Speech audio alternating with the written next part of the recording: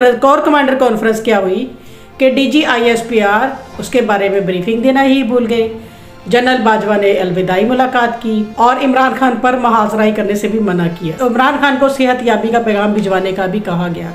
लाहौर, पिंडी और लंदन की फिजाओं में पॉलिटिकल गेम्स फाइनल राउंड पर पहुंच रही हैं। इधर इस्टेब्लिशमेंट में भी दो ग्रुप बन चुके हैं। एक ग्रुप वो है जो कि इम्पोर्टेड हुकूमत के साथ है, जबकि दूसरा ग्रुप ये है जो ये सोच रहा है हमारे वतन के साथ गलत हो रहा है। वो ग्रुप इमरान खान के साथ है।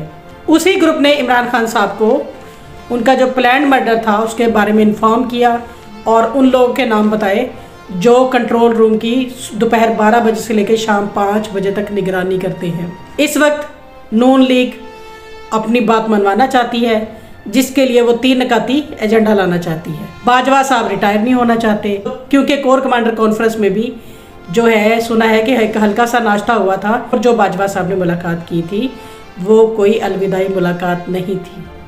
इसका मतलब है कि साहब जाना नहीं चाहते। जब साहब जाना ना चाहें तो फिर उन्हें ज़बरदस्ती भेजा जाता है, और ज़बरदस्ती किस तरह से भेजा जाता है माजी में भी इसकी मिसालें मौजूद हैं। नून लीग अपनी मर्जी का आर्मी चीफ लगवाना चाहती है और इमरान खान साहब छमूरी निज़ाम लाना चाहते हैं जो कि अवाम के फुल मैंडेट के साथ हुकूमत में आकर अवाम की खिदमत करना चाहते हैं। दूसरी तरफ शहबाज शरीफ एकदम से लंदन पहुंच जाते हैं। शहबाज शरीफ को ये कहा जाता है कि फ़ौरन असम्बलियाँ तोड़ दो, लेकिन निगरान हुकूमत लंबे अरसे तक की बनाओ।